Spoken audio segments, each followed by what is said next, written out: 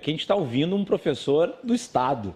Acho que é impossível a gente pensar que um professor do Estado ganhe, né, um salário no mínimo justo, que tenha uma renda no mínimo. Acho que isso aqui é um consenso, né? Entre todo o Brasil, nós temos talvez o pior salário dos professores do ensino público do Brasil, sendo que no Brasil já não é um grande salário e é uma categoria que trabalha demais, que tem muitas dificuldades, que passa por uma série de achatamentos, né, sem nenhum tipo de reposição salarial há anos. Acho que ninguém pode dizer aqui que professor no Rio Grande do Sul é uma categoria privilegiada, professor principalmente do Estado.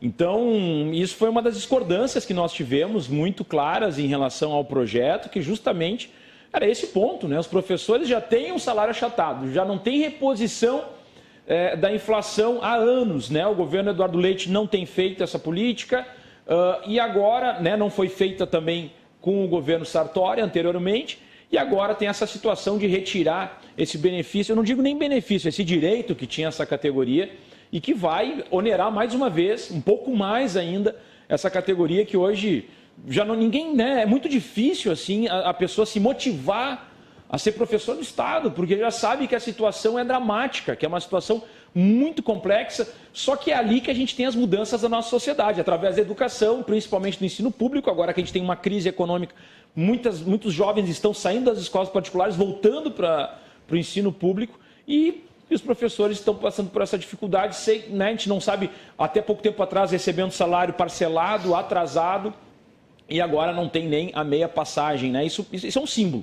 Eu penso muito como um símbolo, se tu valoriza ou não a educação. Então, um símbolo que está se dando por parte da prefeitura é que do tipo, não, nós não temos, né, uma preocupação real, uma valorização da carreira dos professores. A gente tem que fazer o comparativo da Carris, vinculando também o quanto a prefeitura realocou, né, deslocou recursos para as empresas privadas e também o perdão de algumas dívidas que a ATP tinha em relação à prefeitura, né, que dá mais 120 milhões. E me chama a atenção que, até um determinado período, a Carris era um modelo padrão do transporte público da nossa capital, se a gente for lembrar. Ela era a referência, digamos, todas as outras empresas privadas deveriam seguir aquilo que a Carris determinava como um padrão de qualidade, um padrão de horário, um padrão de procedimento, e isso foi sendo abdicado, até a gente chegar a essa situação que hoje a Carris... decaiu, né? Como decaiu? Decaiu demais. E outra, o nosso transporte público, o próprio modal, digamos assim, ou digamos, nossos próprios ônibus decaíram. Se a gente for lembrar, os ônibus do início dos anos 2000, né, eu me lembro que tinham ônibus da Carris ali que tinham a suspensão ativa, o banco era estofado, parecia que tu estava entrando num avião, assim, quase. E aquilo era um padrão que se esperava que, bom, Porto Alegre é um modelo nacional de transporte público, ganhava prêmios e a Carris era considerada a melhor empresa de transporte público do país, mesmo sendo uma das poucas que ainda existia já naquele período ainda públicas, e isso foi se perdendo.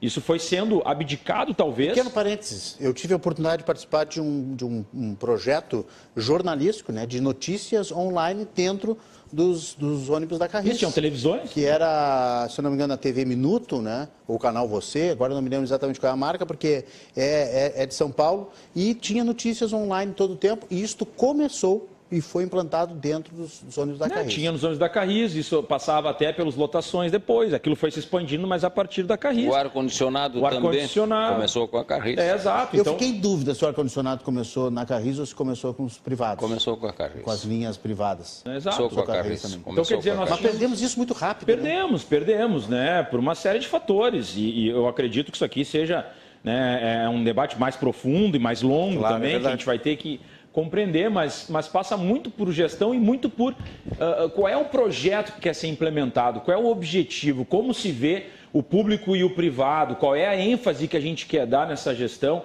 Mas é bom que se diga, a Carris, ela acabou herdando, durante esse período, as linhas deficitárias das empresas privadas, e isso causa prejuízo. As empresas privadas disseram, nós não vamos chegar até determinado bairro, determinada rua, porque isso é uma linha que não nos interessa. A Carris ia lá, abraçava aquela linha, ia ter o déficit, ia assumir prejuízo, mas o transporte continuava sendo prestado para aquela população, principalmente população periférica, população de baixa renda, que se não fosse pela Carris não chegaria em casa, não poderia nem ir para o trabalho. São essas questões que a gente tem que entender que quando a gente abdica de uma empresa pública, uma empresa que presta esse tipo de serviço, nós teremos um prejuízo.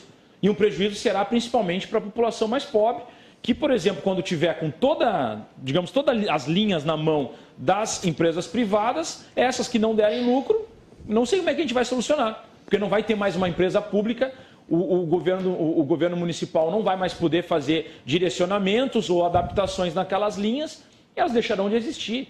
Essa é a diferença. Muitas vezes o que a gente vê como prejuízo no Estado, na verdade, significa que está sendo investido no bem-estar da população. Agora, é óbvio, a Carris precisa, mesmo se permanecesse como estava, precisaria de uma nova gestão, precisaria de novas alternativas. Nós temos casos aí que devem ser respondidos, que é de cargos de confiança e funções gratificadas, que são, o caso que é um vereador em Alvorada, que recebe uma função gratificada dentro da Carris, é servidor da Carris, mas também está atuando todos os dias em Alvorada, cumprindo o seu mandato de vereador, mas... Quer dizer, são questões que... Como é que ele está recebendo esse recurso? Como é que ele é uma função gratificada num cargo de chefia dentro da Carris e está, ao mesmo tempo, como vereador e ainda recebe como servidor no momento de crise que a Carris está quebrada? São essas questões que saltam aos olhos, que fazem parte da gestão. Enfim, em relação à Carris. Em relação à Carris. Claro, a Carris ela começa a decair a partir da administração Fogaça,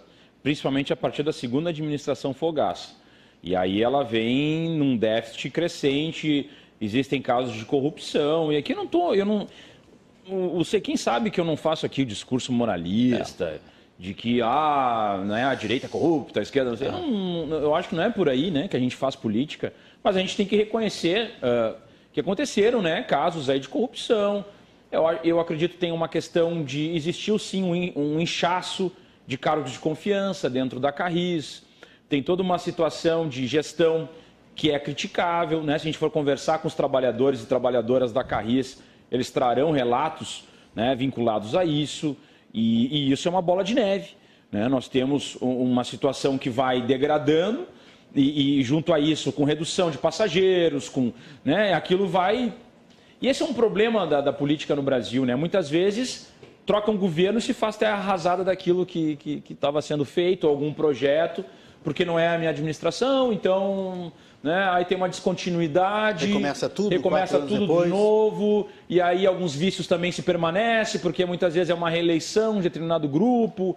Então isso é uma coisa que a gente tem que ter uma percepção muito afinada, porque isso acontece em todos os lados, Quando começa a perpetuar... É um problema crítico da política brasileira. Exato, quando começa, vereador? Entre aspas... A falta de continuidade. Não, e o que eu digo assim, e muitas vezes tem essa situação de terra arrasada com o que é de outra administração, mas ao mesmo tempo também tem como um vício de continuidade de um determinado grupo que começa a ganhar eleições e ficar muito tempo no poder.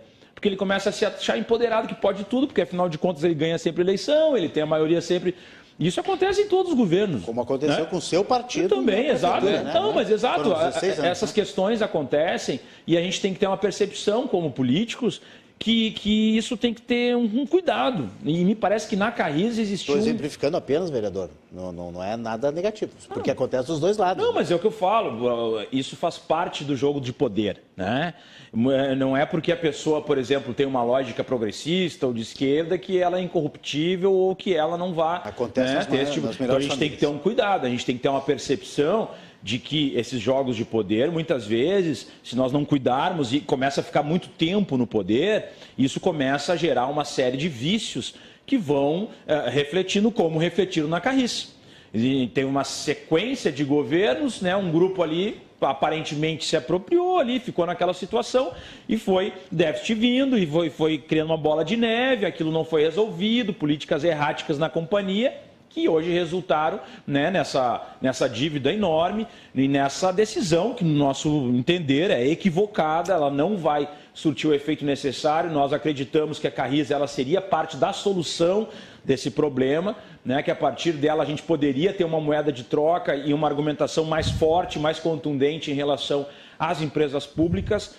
A Carris ela tem trabalhadores e trabalhadoras de fibra que dedicaram muito de toda a sua vida para a construção dessa companhia, que inclusive durante a pandemia não pararam. Nós temos vários casos aí de trabalhadores que faleceram durante a pandemia com Covid. Então, sabe, é uma situação muito triste nós vermos essas soluções, e depois se a gente entrar em relação aos cobradores, e que no nosso entender, como bem falou o telespectador, em relação provavelmente daqui a um ano estaremos fazendo esse mesmo debate e a passagem não vai ter baixado. Porque vai ter outra situação que, enfim, aumentou o diesel, aumentou o óleo e aí tem que aumentar novamente, e aí a gente fica sempre empurrando, né, essa situação e não dá uma resposta realmente efetiva e que diga, não, a partir de amanhã é menos R$2, né? Temos uma série de políticas até tal prazo e a partir daquele prazo, de fato, teremos uma resolução. Ninguém pode dizer isso, então me parece que nós não estamos atacando, né, a raiz. Não estou dizendo que é uma solução simples aqui, não estou dizendo né, qualquer outra administração faria isso com a mão nas costas, não é isso. Mas temos divergências e acreditamos que teríamos outra maneira de solucionar essa situação do transporte público.